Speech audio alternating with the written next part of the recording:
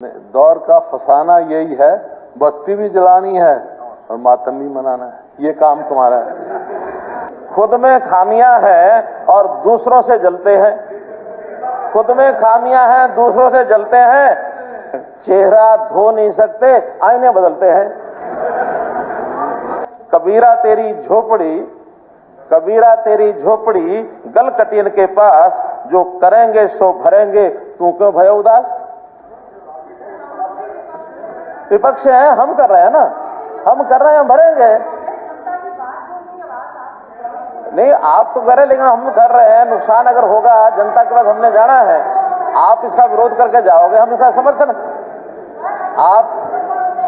आप विरोध करके जाओगे, हम पक्ष करके जाएंगे। अध्यक्ष महोदय, मुख्यमंत्री जी ने कहा, कह रहे हैं बात सुनते नहीं, और मैं इनको कहना चाहता हूं, इस दौर का जो है, दौर का फसाना यही है, बस्ती भी जलानी है और मातम भी मनाना है, ये काम तुम्हारा है। खुद में खामियां हैं, खुद में खामियां हैं और दूसरों से जलते हैं। खुद में खामियां हैं, दूसरों से जलते हैं। चेहरा धो नहीं सकते, आईने बदलते हैं। आप तो बदलते रहते हो आईने। तो मैं आप बदलते हो, आईने बदलते हो। एक तरफ तो आप कहते हो अगर जब यहाँ वाद विवाद होता है विपक्ष पक्ष का, इसका और क्या रास्ता है, जुडिशियल है ना, आप कह रहे हो जुडिशियल है। और ये जो हुआ हरियाणा में, उसका मांग रहे हाईकोर्ट के जज से जुडिशियल इंक्वायरी करा लो, वो नहीं कराते आप। जब कोई बाहर आते गृह मंत्री कुछ बयान दे देते हैं, आप कुछ दे देते हो और यहाँ कुछ देते हो। मैं तो बता रहा हूँ, जब हमारी आवश्यकता हम समझेंगे, हम करेंगे। आप आवश्यकता समझते हैं, आपके लिए फॉर्म में चले जाओ ना, दिक्कत क्या है। नहीं, आप भी करा सकते हैं। आप, हाँ बता रहा हूँ, वो अब विषय तो अब शुरू हो रहा है, विषय अब शुरू हो रहा है। अभी तक तो मैं भूमिका में बताया था, विषय अब शुरू हो रहा है। अध्यक्ष महोदय, जो भी कमियां बताई जाएंगी उसमें बहुत आपत्ति में इसलिए नहीं है कि इन्होंने अपने चश्मे से उनको बताना है। हमने अपने हिसाब से उसको देखना है कि आखिर कौन सी चीज ठीक है, कौन सी गलत है, कौन सी ठीक है, कौन सी गलत है।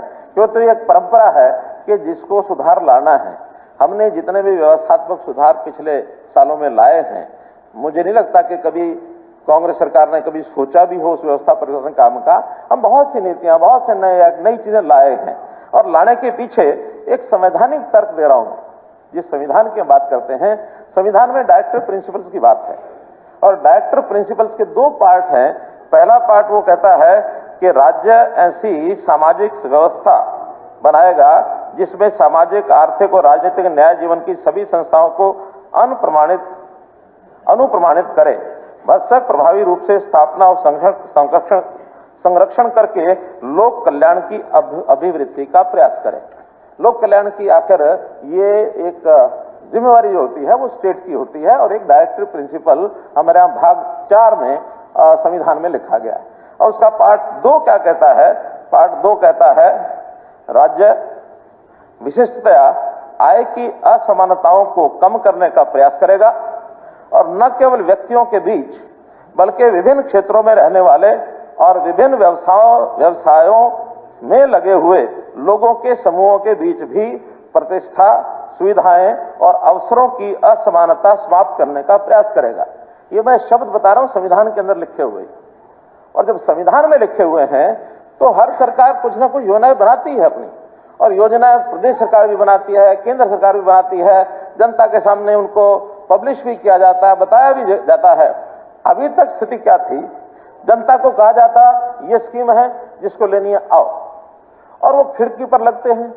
खिड़की पर जाकर के जो वहां, अब शब्द में प्रयोग थोड़ा सोच समझ के कर रहा हूं, जो दबंग व्यक्ति होते हैं वो तो वहां हर चीज का लाभ लेने पहुंच जाते हैं, पात्र हो या अपात्र हो।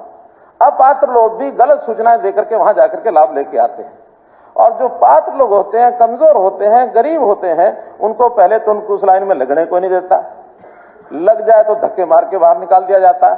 किसी तरीके से पहुंच जाए, पहुंचने के बाद वहां एक क्लर्क कहता है ये कॉमा गलत है, ये फुल स्टॉप गलत है, या आपके फार्म में ये चीज गलत है, फिर आना। महीने बाद फिर वो उन कुछ चीजों को ठीक करके ले जाता है, महीने बाद फिर उसको जॉब मिलता है, वो 3 बार 4 बार जाने